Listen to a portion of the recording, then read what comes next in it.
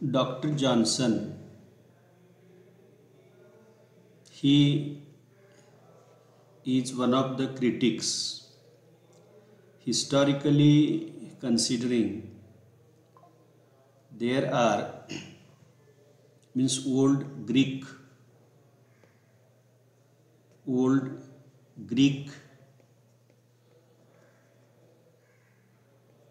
literary theory, and the basic concept of Greek literary theory is theory of imitation and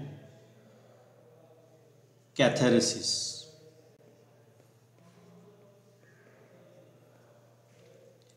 These two ideas were developed during the Greek criticism.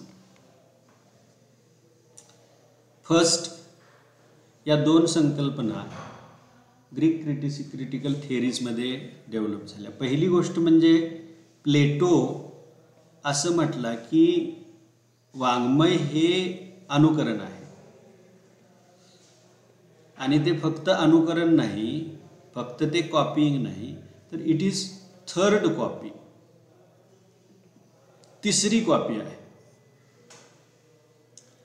आणि दुसरी गोष्ट त्याने सांगितलं की प्लेटो म्हटला की याचा परिणाम जो माणसावर होतो तो परिणाम हा माणसाला कमकुवत करतो, भावनिक करतो, और भावनिक. This was idea which was refuted by Aristotle in his theory of imitation and catharsis. ही संकल्पना जी होती, ही संकल्पना अरिस्टॉटलनं रिफ्यूट करून काढली, मोडून काढली. आणि ही मोडून काढत असताना इमिटेटिव्ह नेचर हे नेचर त्यांनी ग्राह्य धरलं, परंतु ते इमिटेटिव्ह नेचर हे प्लेटोच्या विचारामध्ये होतं त्यापेक्षा वेगळं होतं. हे कॉपी ऑफ कॉपी नाही, तर एक मॉरलिटी, नैतिकता ही त्याच्याशी जोडली गेली. आणि थ्रू इमिटेशन, या अनुकरणाच्या माध्यमातून लेखक हा ideal world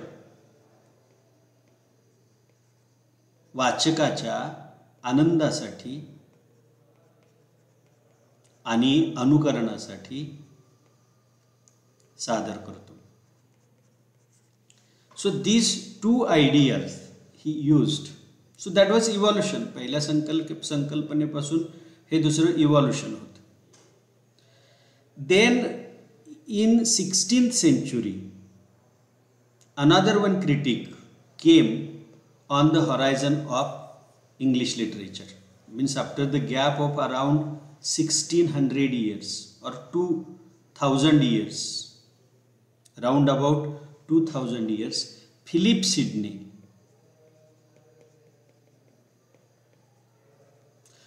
Sidney in his book An Apology for Poetry, now this book is not for our study,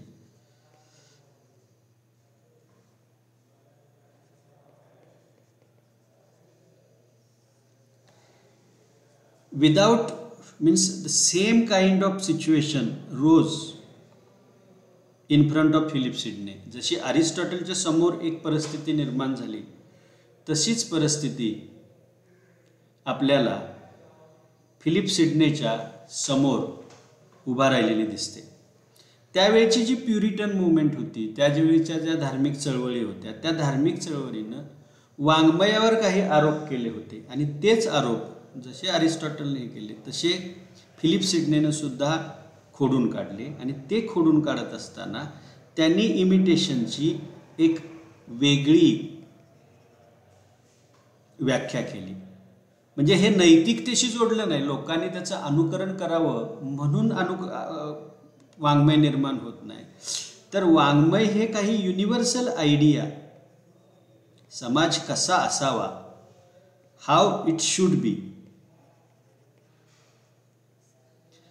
अरिस्टॉटलचं morality ही कन्व्हर्टेड इनटू शुड, म्हणजे त्याची जी नैतिकता होती ती यानं शुडमध्ये कन्व्हर्ट केली. म्हणजे कसं असावं, वाङ्मयामध्ये जे आदर्श व्यक्तिमत्व असतात ती आदर्श व्यक्तिमत्व आपल्या मनाला भुरळ पाडतात आणि आपण त्यांच्यासारखं वागतो.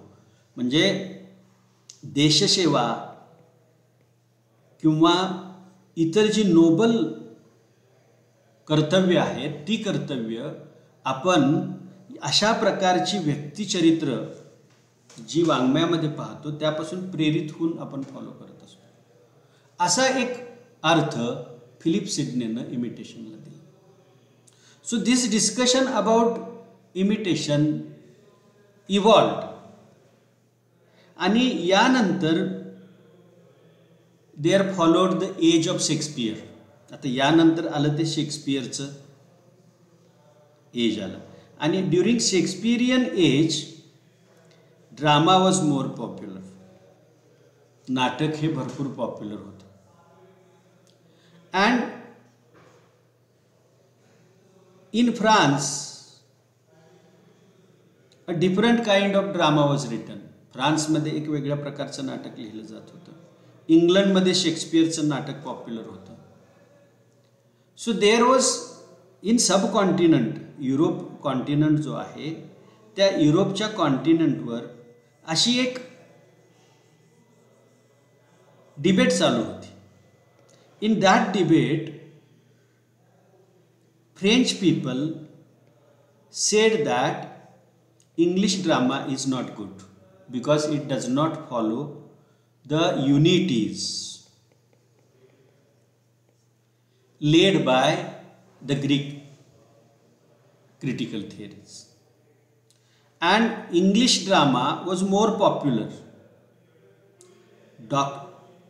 Dryden wrote an essay on dramatic poesy.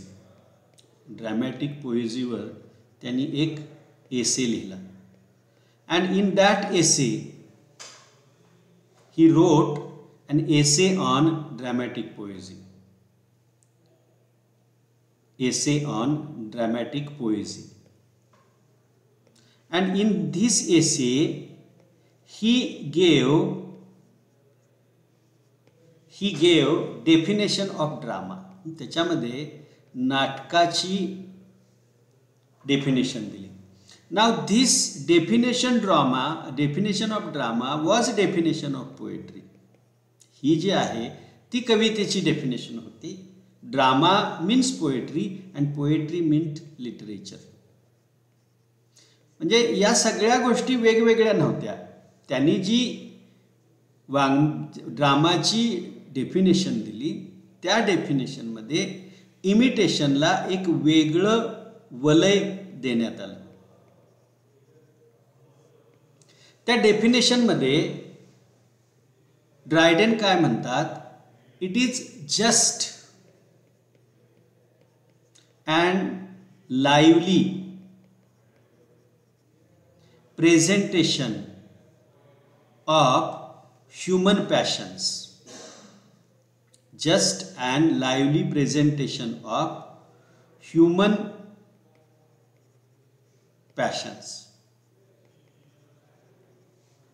To be exact, I will quote you the definition, and in that definition he says that poetry is just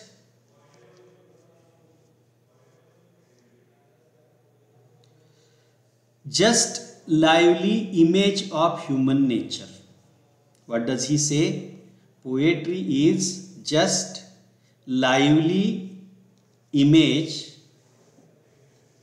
Poetry is just lively image of human nature.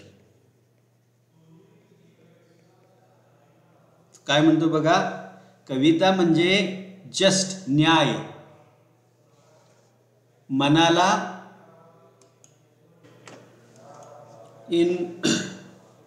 भुरळ टाकणारं doctor Samuel Johnson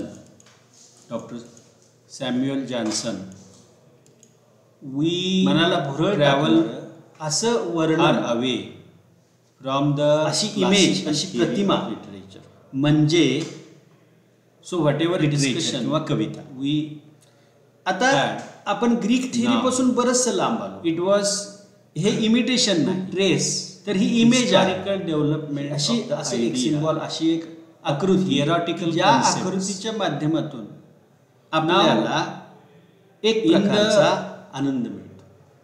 म्हणजे ते discussion just पाहिजे, न्याय पाहिजे, ड्रायडेन साजिवंत पाहिजे, we are taken, आणि ती एक image away from the theory of ज्याचा उद्देश ह्युमन नेचर, मानवी ड्रायडेन डज नॉट आर्ग्यू तुमच्या समोर मांडण्याचा प्रयत्न विथ द अशा प्रकारची definition does not stop Dryden justify the imitation और द आणि प्रोसेस ऑफ ड्रायडेनला लागू करण्याची जी प्रक्रिया आहे थ्राइस रिमूव्ह, आपल्याला जो क्रिटिक आहे आरोप करून ज्याचा अभ्यास करायचा आहे तो क्रिटिक रिपब्लिक मधून हाकलून लावलं जॉन्सन, आणि पुन्हा अरिस्टॉटलनं डॉक्टर जॉन्सन फिलिप सिडनेनं नैतिकतेच्या ही हॅज रिटन आदर्शवत जीवन एसे ऑन क्रिटिसिझम समोर आणण्याचा क्रिटिसिझम लेखक एसे त्यांनी लिहिला, आणि त्यानंतर ही हॅज 100-150 वर्षाच्या कालावधीमध्ये नाटकामध्ये जे प्रयोग झाले वर्क त्या प्रयोगामुळे अँड इन युरोप या प्रिफेस त्या सुरुवातीच्या कालावधीत चर्चा झाली, त्या चर्चेशास्त्रावरचा या काही गोष्टी आपल्याकडं अस्तित्वात आलेल्या दिसतात. त्याच्यामध्ये डॉक्टर ड्रायडेननं आपली थिअरी मांडली. तो he said that just lively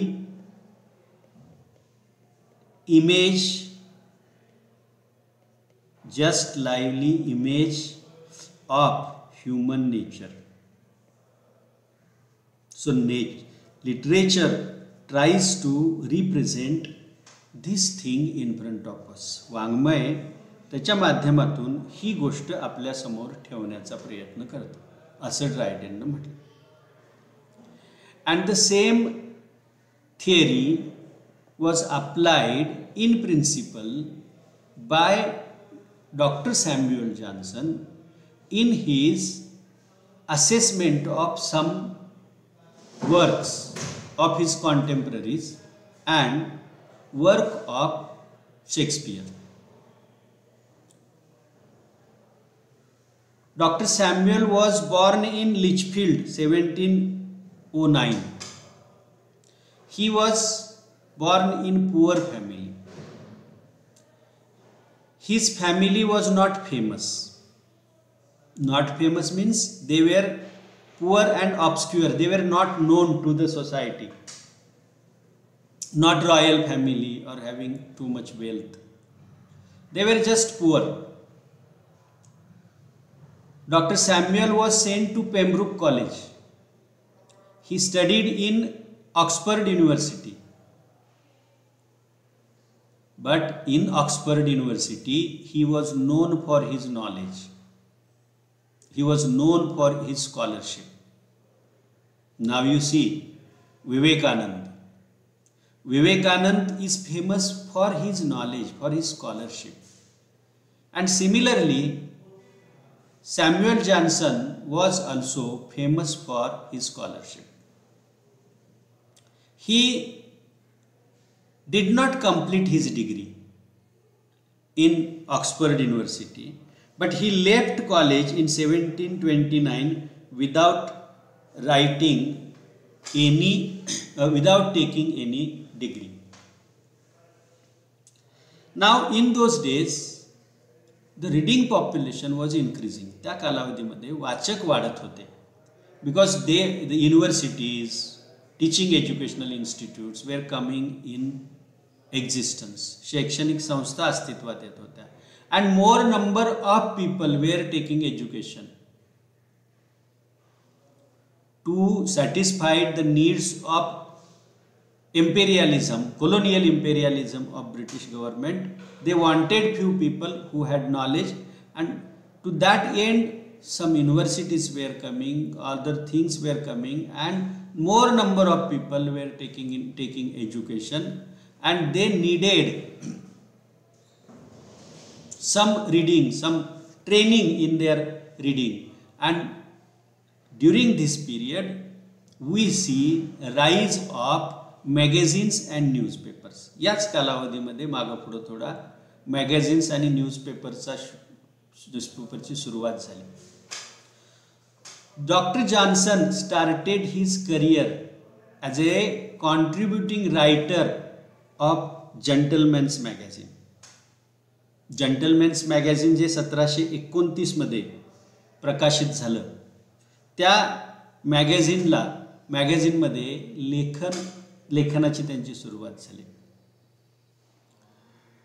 now the major contribution of doctor Johnson is his dictionary. Do you know, let us take example of Marathi language. आपण मराठी भाषेचं उदाहरण घेऊया. मराठी भाषा ही म्हणजे आपले पूर्वज काय कोणती भाषा बोलत नव्हते का? बोलत होते. 16व्या शतकामध्ये सुद्धा आपल्याच मराठीची मातृभाषा असणारी पाली किंवा प्राकृत या भाषा होत्या. पण त्या भाषा कालांतरानं बदलत गेल्या. का बदलत गेल्या? कारण त्याच्यामध्ये कोणत्याही प्रकारचं स्टँडर्डायझेशन झालं नाही. म्हणजे काही शब्द हे रिप्लेस केले गेले, काही शब्दांच्या जागी नव्या शब्दांनी जागा घेतली, नव्या संकल्पनांनी जागा घेतली, आणि जुने निघून गेले. आणि त्या कालावधीमध्ये ज्या भाषेमध्ये लिहिलं होतं ती भाषा आता आपल्याला ओळखेनाशी झाली. भाषा ही ओळखण्यासारखी राहावी यासाठी भाषेची पहिली गरज काय असेल तर शब्दकोश असणं आवश्यक आहे. And doctor Samuel Johnson wrote dictionary. Means before him there were few people who attempted to write dictionary. But he wrote dictionary with 40,000 words. And those 40,000 words were standardized. Then this dictionary was more influential in the latter times. नंतरच्या कालावधीमध्ये ही जी dictionary आहे ही dictionary प्रचंड प्रभावी होती. या डिक्शनरीनं काही कालामध्ये इंग्रजी भाषा स्थिर करण्याचा प्रयत्न केला. नाव the second thing which he wrote was Rambler. sometime between 1750 and 1752 he wrote some 208 essays, and in those essays he published, he talked about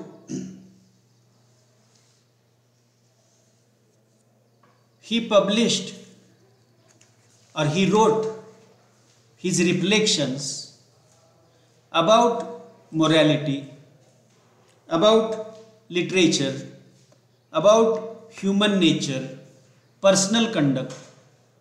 म्हणजे जनरल समाजामध्ये आता we should take in consideration one aspect of that society. त्या समाजाचा एक aspect आपण लक्षात घ्यायला पाहिजे की हे सगळे आता शिकलेले होते आणि त्यांना शिकल्यानंतर त्यांना काहीतरी ट्रेनिंग पाहिजे होतं, आणि ते ट्रेनिंग कोणत्या विषयामध्ये पाहिजे होतं?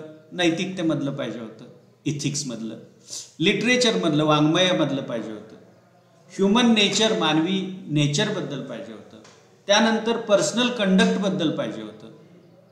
So they all wanted certain guidance on all these aspects, and newspapers or magazines of that time were serving this need of society.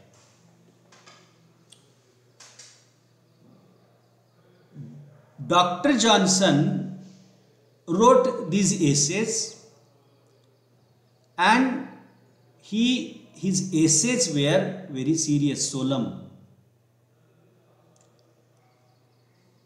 And those essays have seriousness and intellectual depth.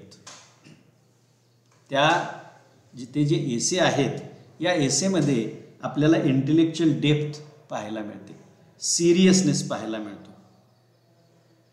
And the purpose was to educate the people and improve the reader.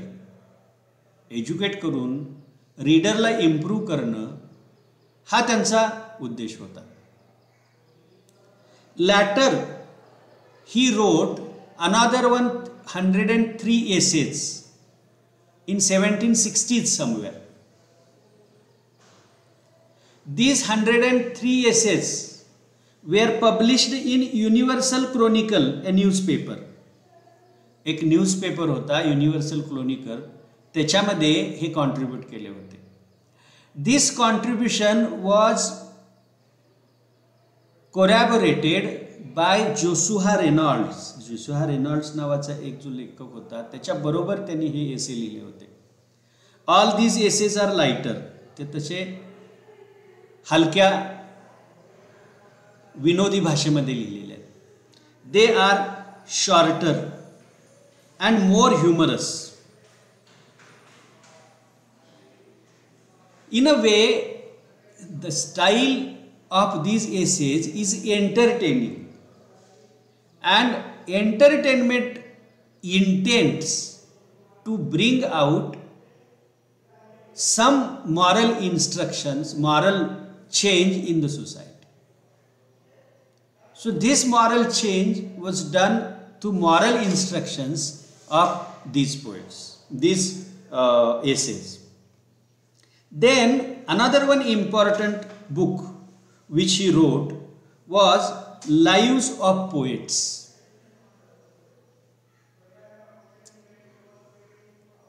Dr. Johnson, by the publishers, was commissioned to write biographies of some poets. And he accepted it. त्याला एक काम दिलं होतं की काही कवींची बायोग्राफीला, आणि ती सगळी बायोग्राफी त्यांनी लिहायचं मान्य केलं. So he wrote biographies of 50 poets. 50 कवींची त्यानं बायोग्राफी लिहिली. John Milton, John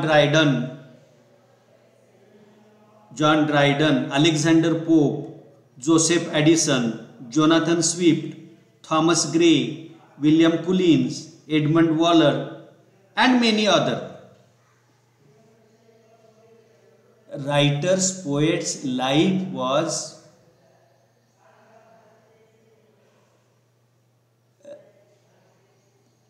composed, life was represented in that book. Now, not only the biographical details, but these essays comment the works of these writers. हे जे लोक आहेत त्या लेखकांच्या कवितांवर काम यात केलेलं आहे. So this is frank one. whatever he talks frankly about the writers.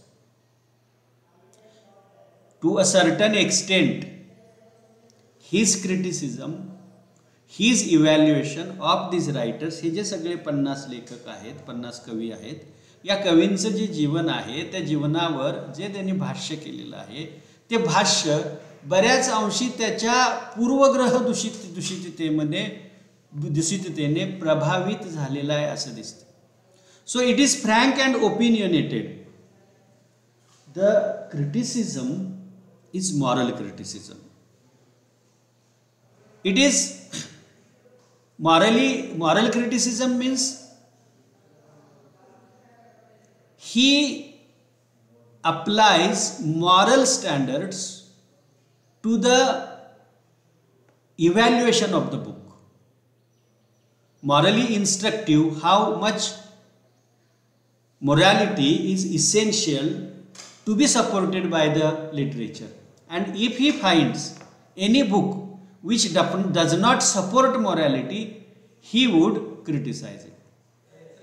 जर त्याला एखादं पुस्तक दिसलं की जे नैतिकदृष्ट्या योग्य नाही तर त्याच्यावर त्यांनी टीका केली. when we read lives of poets, we come across the intellectual grip with which Samuel Johnson has criticized these books. His statements on these writers are so good that they are even discussed today. His discussion about metaphysical poets has a tradition of debate which lasted, or he is referred by many poets who talk about metaphysical poetry. Shakespeare wrote a critique of the play Macbeth, and he decided to bring out the book about Shakespeare, but in his lifetime he could not publish it. He published that book during his latter times, or after his death. The book was published in 1765. In this, not after his death probably, I am not sure about it, we should take it cautiously. So in 1745 he published his observations on the tragedy of Macbeth. मॅकबेथच्या ट्रॅजेडीवर त्याने त्याचे काही भाष्य publish केलं, आणि ते भाष्य publish केल्यानंतर he decided that I should write some criticism or some comments on all works of Shakespeare. So in 1756 his book was published. 1765 his book was published. Now in this preface, the scope of this preface is that he tells what is the duty of editor and critic of Shakespeare. Now what is this editor and what is this critic? How they are concerned? Shakespeare had been popular. Shakespeare ha popular hota, and his popularity was continuous. So several publishers were bringing out the publications, bringing out copies of Shakespearean plays. त्याच्या नाटकाच्या copies आणल्या जात होत्या, and there was not uniformity between these copies. So there were interpolations, काहीतरी मध्येच घुसडलेलं असायचं. Some dialogues were changed, and this kind of thing was outrageous. आता एखाद्या लेखकाच्या वाङ्मयामध्ये असे बदल करणं हे थोडंसं आउटरेजियस आहे ना, and that was not liked by him. So he gave some instructions to these people, editors, and even to critics, how to judge, what are the standards for assessment of Shakespeare.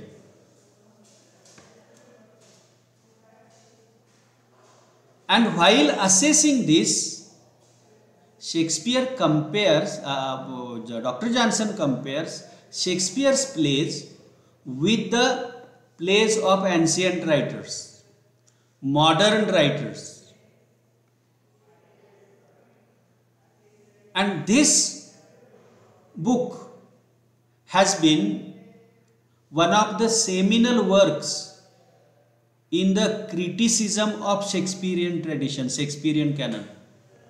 शेक्सपियरची जी परंपरा आहे त्या परंपरेमधलं हे एक महत्त्वाचं पुस्तक म्हणून मान्य केलं गेलं. Now this book was published in 1757. हे पुस्तक 1757 मध्ये छापलं गेलं. But the preface to this book was published in 1765. परंतु याला जी प्रिफेस आहे, त्याची जी प्रिफेस आहे ती प्रिफेस 1765 मध्ये लिहिली गेली. 9 years after the publication, its first publication. And ever since the publication of the preface has been appreciated by many critics. Every student of literature reads this preface to know about how to evaluate something, for some lessons in practical criticism. Practical criticism मध्ये थोडेसे धडे मिळावेत म्हणून या गोष्टीचा अभ्यास केला जातो. So all these prefaces are warmly praised by the critics. The person who wants to study Shakespeare, he has to read the Dr. Johnson's this book. The preface to Shakespeare is a book which was published in 1765. Means preface was published in 1765. And this preface has been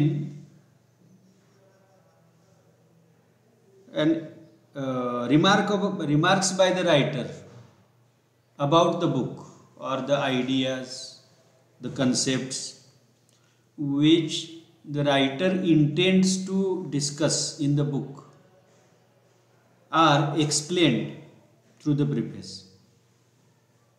I think it was a maiden effort by Dr. Johnson, who first introduced in the middle of the book his preface, editorial remarks, and through these editorial remarks he established one tradition which is later followed by every writer, and nowadays it has been a significant tradition in English, in any writing, in कोणत्याही प्रकारच्या लेखनामध्ये ही एक महत्त्वपूर्ण परंपरा आहे. This preface to Shakespeare has reached to the reputation of Taj Mahal. Taj Mahal तुम्हाला माहिती आहे, ताज महल ही एक अशी एक मॉन्युमेंट आहे की जी प्रेमाची गोष्ट सांगतं. म्हणजे प्रेम जर कोणत्याच पवित्र प्रेम, चांगलं प्रेम, उत्कृष्ट प्रेम जर कोणत्या गोष्टीमध्ये मोजायचं असेल तर ते ताजमहल त्यासाठी ते सिम्बॉल मानलं जातं. तसं this book has become also monumental. जेवढी ताजमहलची प्रतिष्ठा आहे तेवढीच प्रतिष्ठा वाङ्मयामध्ये या पुस्तकाला प्राप्त झालेली आहे. It is because it is truly authoritative book. Many writers or critics after Dr. Johnson has taken clues from this book, and they have learned something, some methods for analysis of Shakespeare, for evaluation of Shakespeare from this book. Another one thing, it is a landmark book in Shakespearean criticism. Ever since Shakespeare wrote the plays are popular, and the people across the world, wherever English language is spoken in the colonies, or people are talking about Shakespeare. So there is a big tradition of Shakespearean criticism, and among those criticism, this book is one stage of development. So this book is a landmark. It talks about the first stage of critical analysis, critical evaluation.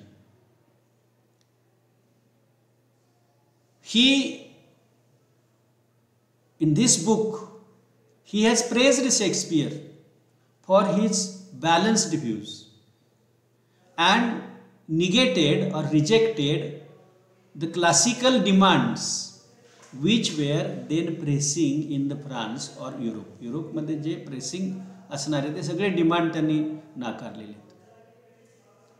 This criticism is human-centered criticism. Assessment of the characters, Hamlet, Macbeth, King Lear, is related to the human life, and this tendency has been followed by many critics afterwards. So it is influential one, and so this book has become one of the memorable works of Shakespearean criticism. Adam Smith, he assesses this book as a daring piece of criticism, manly piece of criticism. We describe anything manly if it is not against the feminist movement, but in those days, during the times of Ben Jonson or Adam Smith, manly had connotations of being penetrating, in understanding, being robust, and judging it with certain confidence.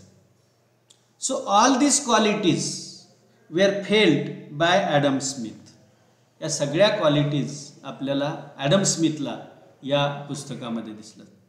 So he says that it is a manly piece of criticism that was ever published in any country. What does he say? Manly piece of criticism that was ever published in any country. आतापर्यंत प्रकाशित झालेल्या सगळ्यापैकी एवढा हा चांगलं पुस्तक आहे. John Bailey, another one critic, he says that if you go in search of such good writing on Shakespeare, you would never find. If you go in search of any such good books, any such good 60 pages about Shakespearean canon, then you will not find them, because these are the best ones. So he says the world cannot show any 60 pages exhibiting the wisdom and truth of these books. या पुस्तकामध्ये जे शहाणपण, जी maturity दाखवलेली आहे जॉन्सननं, तेवढी maturity दुसऱ्या कुठल्याही पुस्तकामध्ये आपल्याला पाहायला मिळणार नाही, असं बेन जॉन्सन म्हणतो. तर असं जॉन बेली यांनी म्हटलेलं आहे. And he says that this book is the first great works in English critical history. इंग्रजी क्रिटिकल इतिहासामध्ये हे पहिलं पुस्तक आहे. According to Jan Watson, another critic, he says that it is brilliant exercise in descriptive criticism. What is descriptive criticism? Descriptive criticism म्हणजे काय?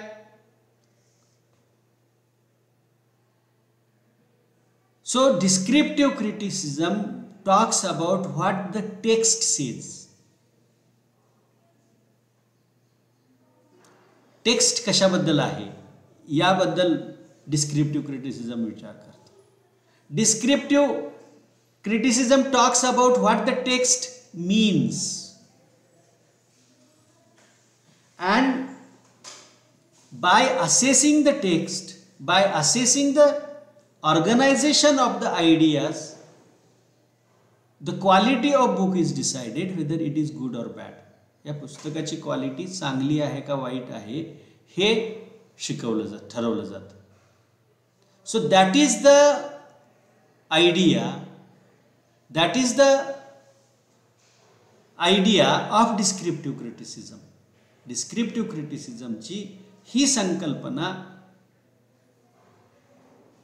Express करणारं हे जगातलं चांगलं पुस्तक आहे असं जॉन वॅटसन म्हणतो. Now through this book Johnson first projected theoretical criticism. टीकाशास्त्राचं जे एक थिअरी आहे, त्याची एक आयडियॉलॉजी आहे, ती आयडियॉलॉजी पहिल्यांदा त्यांनी मांडण्याचा प्रयत्न केला. He refutes the unity, he means his reputation of unity.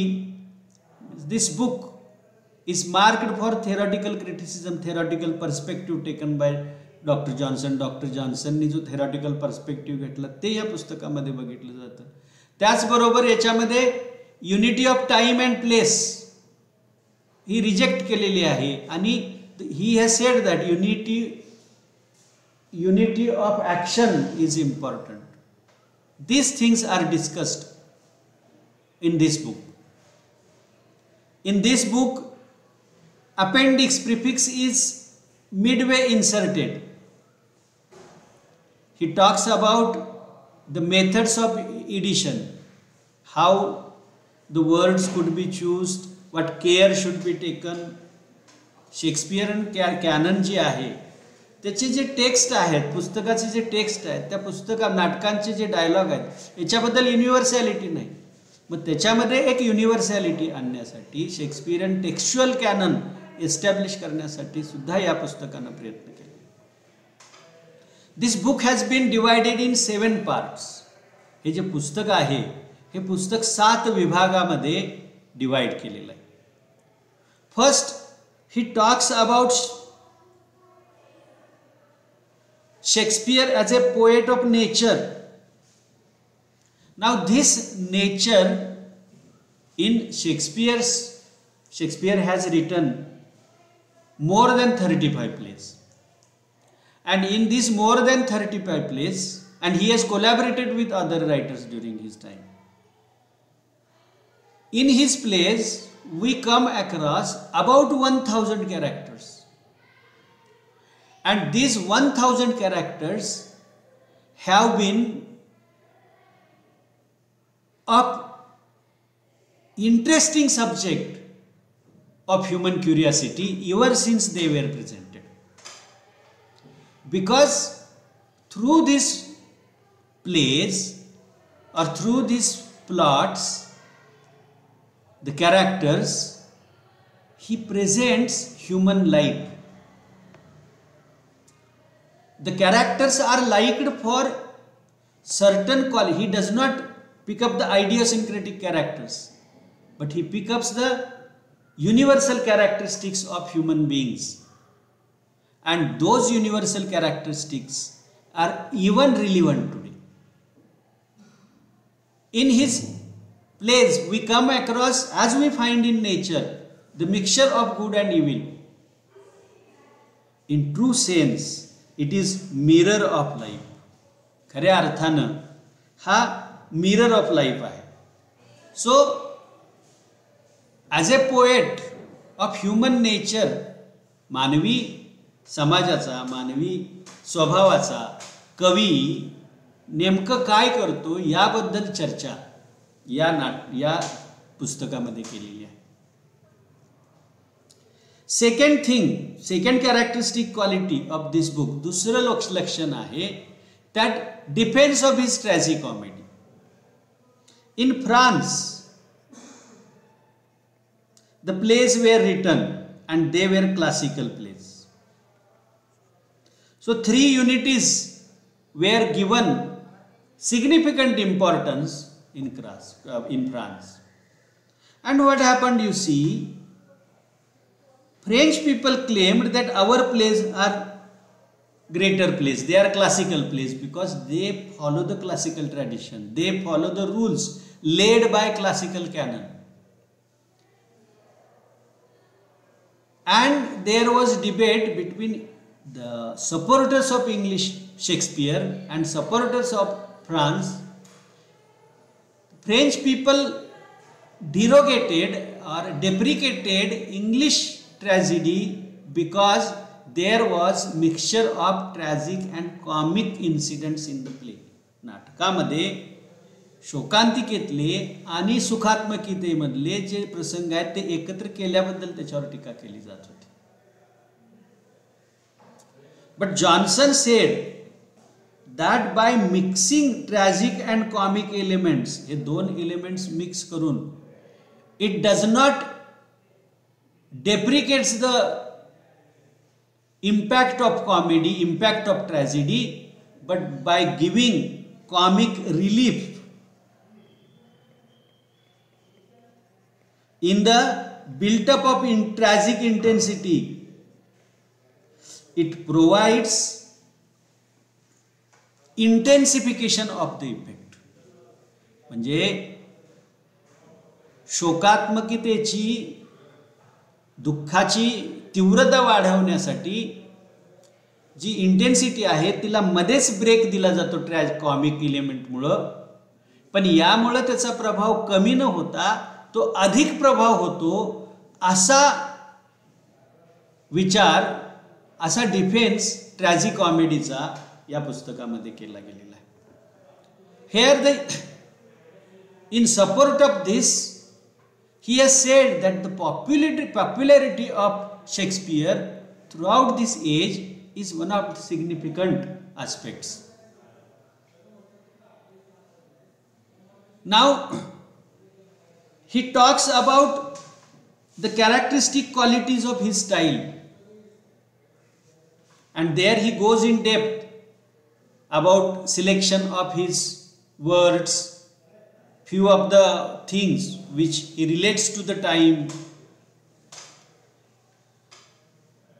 The next characteristic or the next section of qualities which we come across is Shakespeare not only talks about the good, Dr. Johnson does not only talk about the good qualities of the book, but he talks about the defects.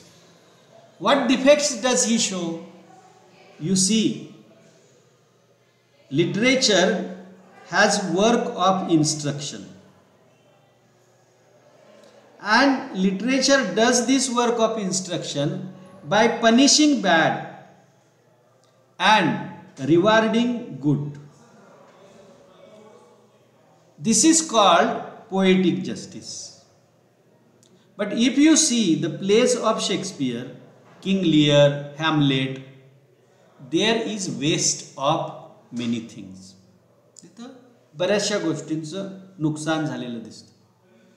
Actually, Cordelia in King Lear should not die.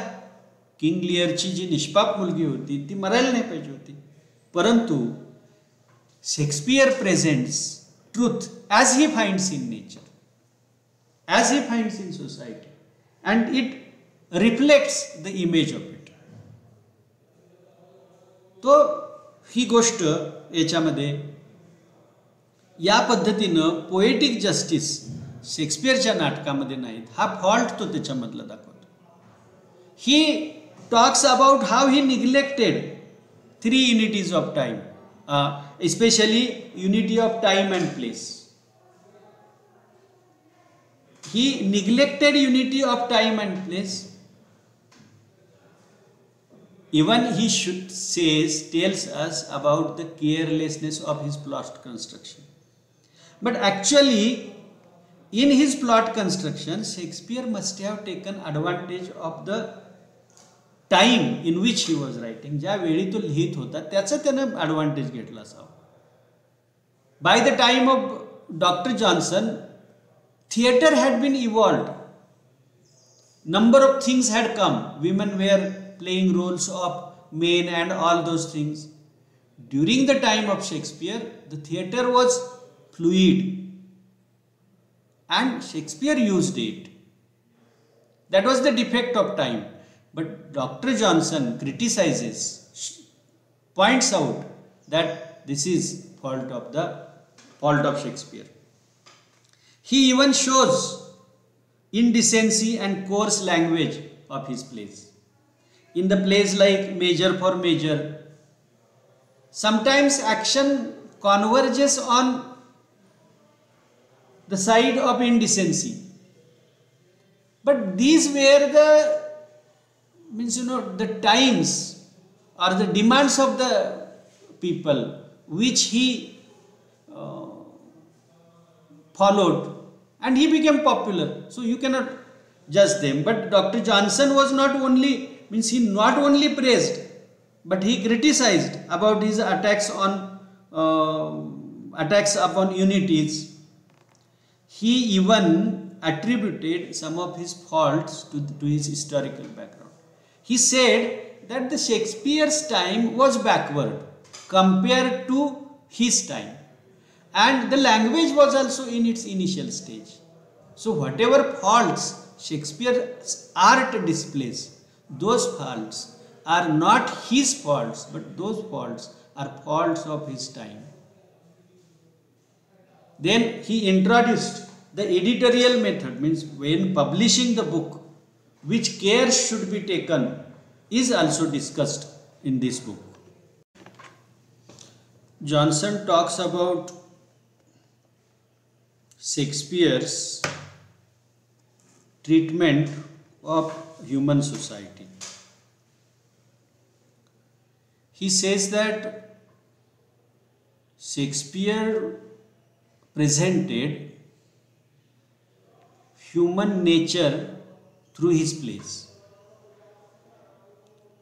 He argues that the plays written by Shakespeare have remained popular ever since their first performances.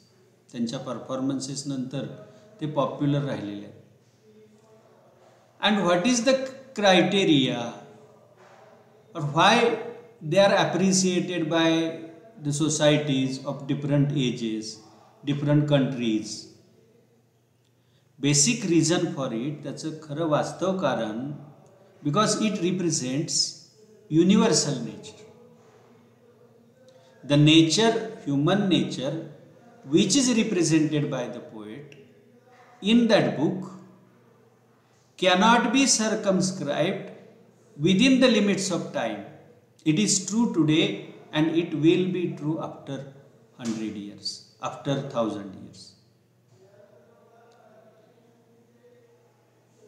If English were asked, what would you give up, Shakespeare or your empire? Then they would answer that we would happily depart with our empire, but we will not give up, or we would not give up Shakespeare. Because of his universality, because of his appeal to all generation, all kind of people, he has been popular. And he insists that the image presented of society or mirror hold to the society is just and lively mirror or just and lively image of the society. Now this image of society which he has presented to us is the image of general nature. It is of general nature of human society. So he says that we are pleased because it rediscovers us. It tells us something about our nature.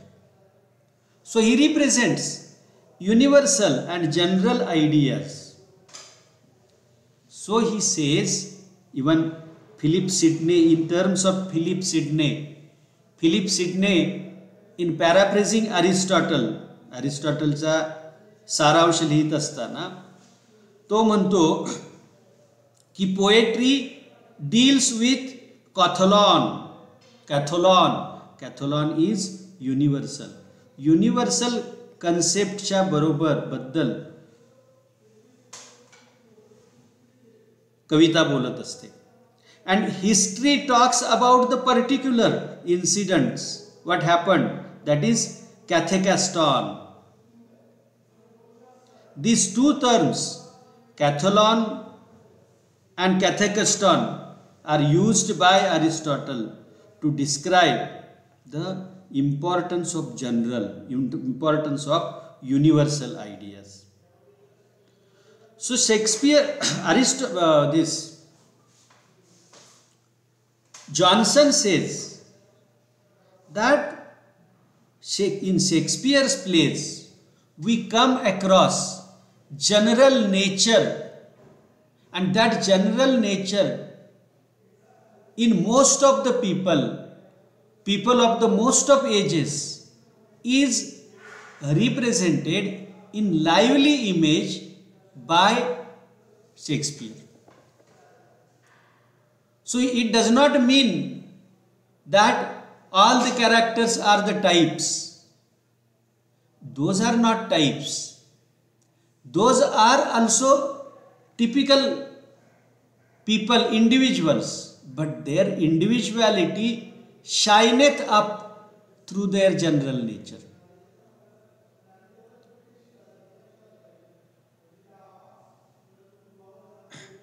So what is typical in nature, what is revealing in human nature, is projected by Shakespeare in his plays. So he says that these people are universals as well as individuals. The people who fight there, quarrel with each other, those quarrels, those emotions are emotions of general humanity. सामान्य मानवतेच्या ज्या भावना आहेत त्या भावना त्या कवितेमध्ये, त्या नाटकांमध्ये आपल्याला पाहायला मिळतात. If you study the number of characters, there is constellation of characters in the plays of Shakespeare. शेक्सपियरच्या नाटकामध्ये एक तारकापुंज आहे का कॅरेक्टर्सचा. But all these characters are separated from each other. Their sex, their language, their age, their status, their place in society, every aspect is taken care of by the artist. And through the structure, through the plot, he pleases us. So this general treatment of human nature is praised by Dr. Johnson in his preface to Shakespeare's plays.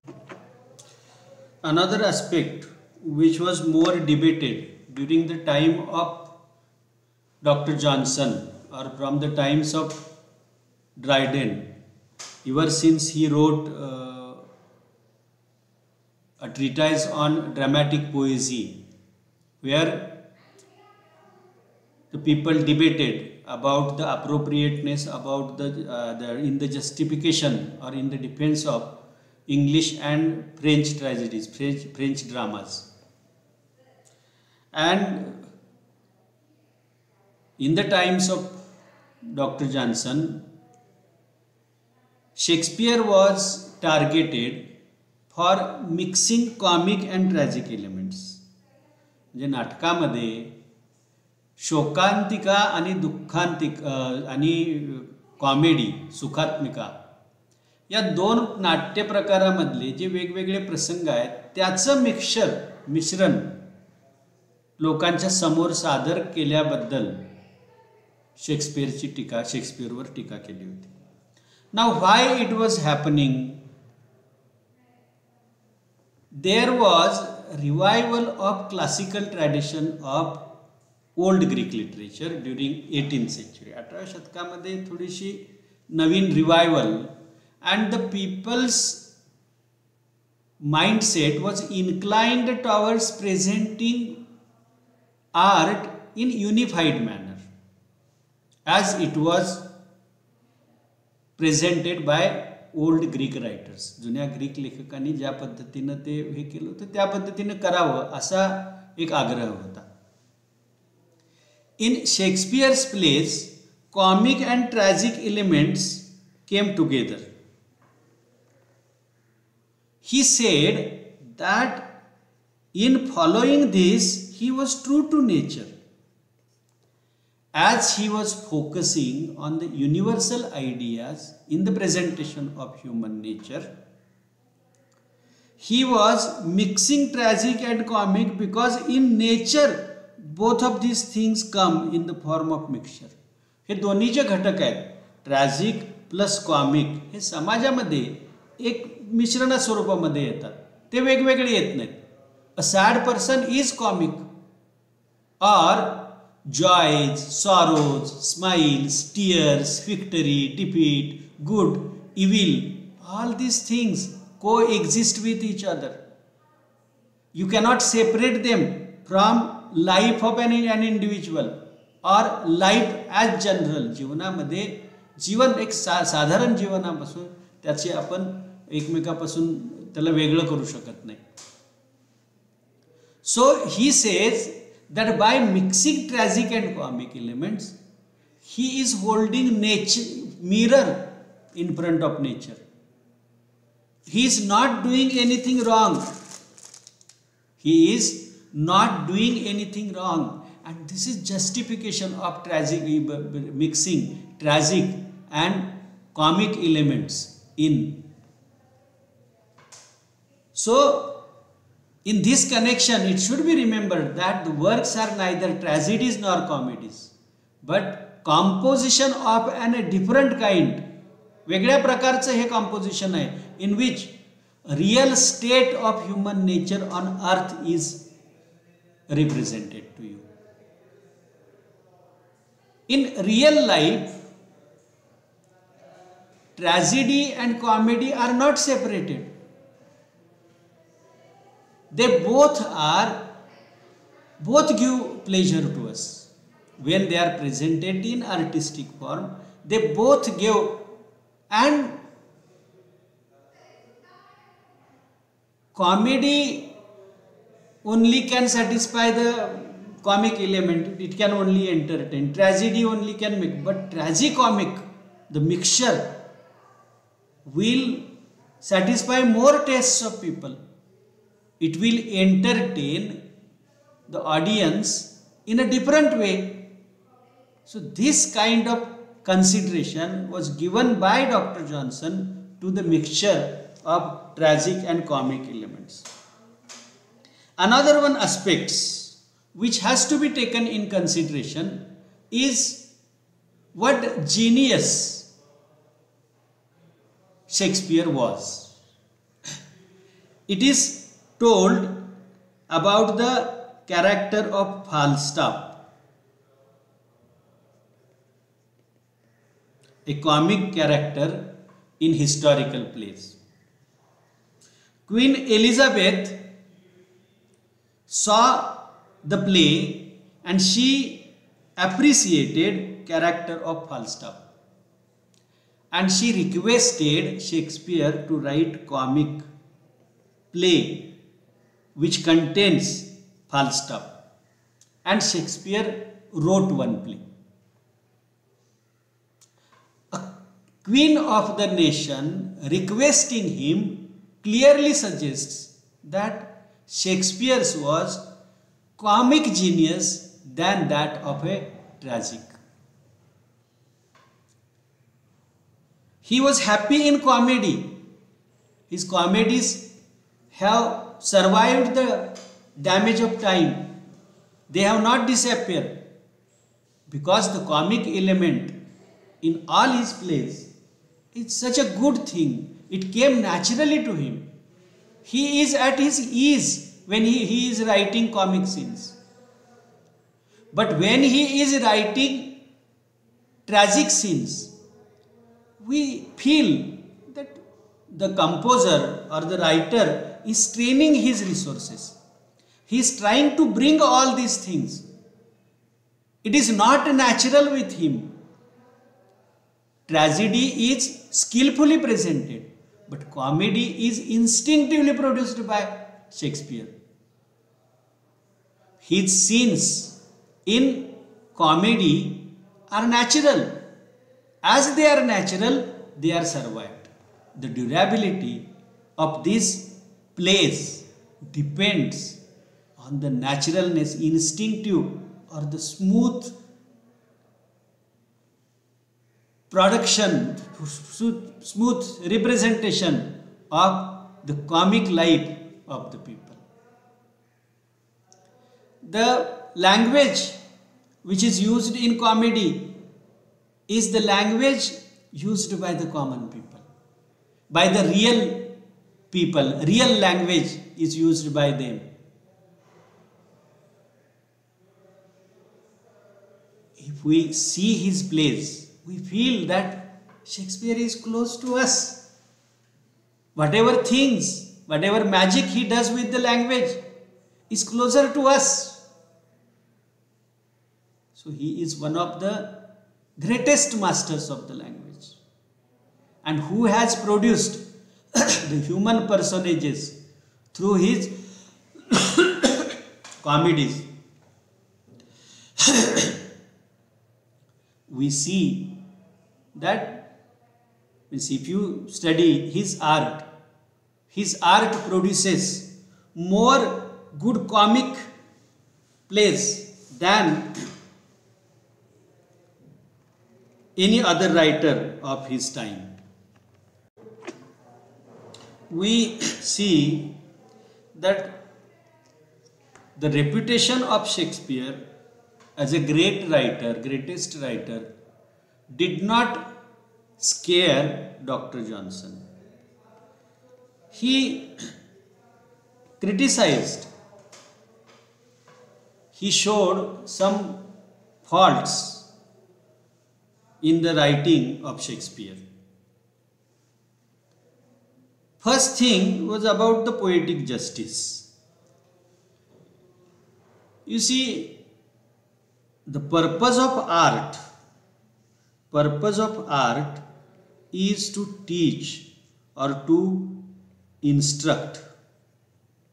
Now this teaching may not be of a particular type, but there is expectation that the art should teach,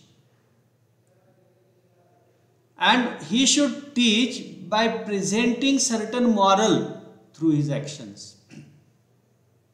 In the play King Lear, Cordelia, younger daughter of the king, is innocent, but along with others she dies. In Hamlet also, the innocent as well as guilty characters die. So the poetic justice is a concept where guilty are punished and good people are appreciated. Such kind of thing is not done by Shakespeare in his plays.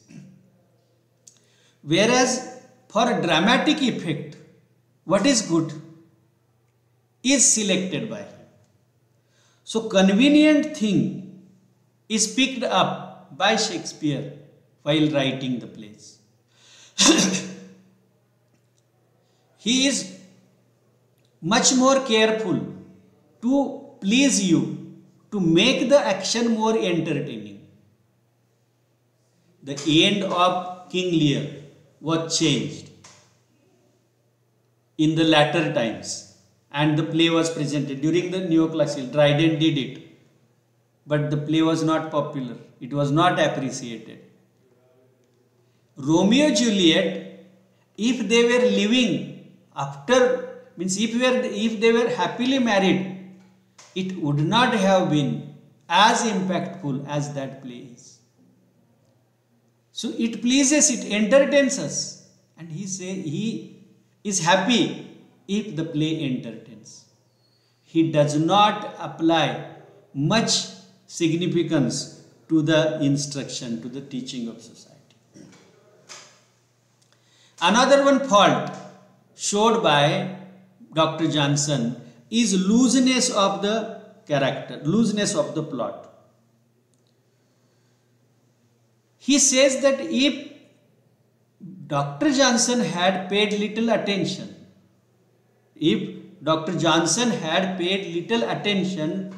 to the development of plot, his plots could have been better than this. He could have improved them. He neglects so many opportunities in the plots. And he points out some such negligences. Even certain catastrophes seems to be forced.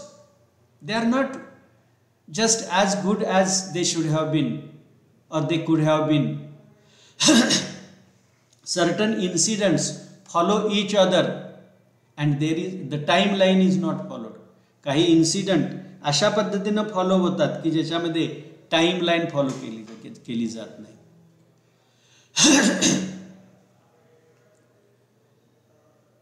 The repartee or the reaction of the characters, their smartness, their sarcasm, the jokes, they are sometimes gross. Sometimes they are licentious. काही वेळ ते स्वैराचाराच्या पातळीवर असतात. Even the gentlemen and the gentle ladies are not gentle. The delicacy of the character writing, delicacy of the language is not properly followed by the Shakespeare. He was criticized for using some templates from the old dramatists. That is why another one, his fellow writers, Shakespeareचा समकालीन green याने त्याच्यावर criticism केलं होतं. ते criticism सुद्धा, तो fault सुद्धा त्याने इथं दाखवलेला आहे. His diction is spoiled by disproportionate point of diction. Means he disproportionately talks. There are sometimes dialogues are wearisome, sometimes they are prolix. His meditations or what do you say, soliloquies, they give rise to certain extension of the ideas which may become troublesome or which was pointed out by him. His speeches, declamations, like he speaks in he gives a speech. एखादा माणूस भाषण देत असेल तर भाषणामध्ये जशी भाषा वापरली जाते तशी भाषा त्यांनी जी वापरली त्याच्याबद्दल ही त्याला हे केलेलं आहे. His conceits are also criticized by him. His puns, quibbles are also pointed out as short by Shakespeare in his plays.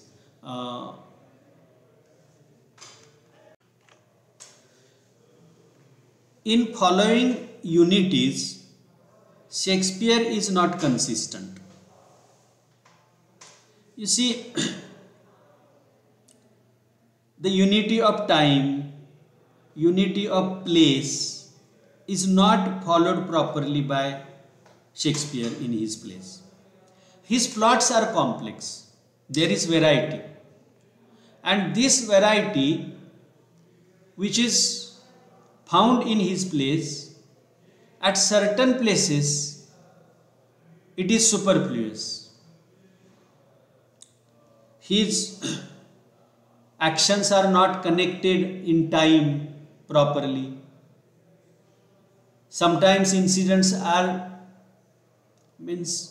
that kind of adjustment is done by Shakespeare. But when it comes to the logical relationship between two incidents, दोन प्रसंगामधली जी logical link आहे ती link ज्यावेळी आपण पाहतो त्यावेळी we see that though he does not follow unity of time and place, he follows unity of action. And unity of action is essential. Ultimately, when we rise from theatre, we carry along with us certain impression. And that impression is unity of action. That impression is integral. So, by not following those two unities, he was able to intensify his impact, and that was the real genius of Shakespeare. He violated it, but his violation did not go waste. It came up with greater impact. So, truly, Jonson defends Shakespeare on the ground of nearness to life and nature. Jonson, while judging Shakespeare with reference to the age, he says that Shakespeare has certain faults, but those faults are faults of his age.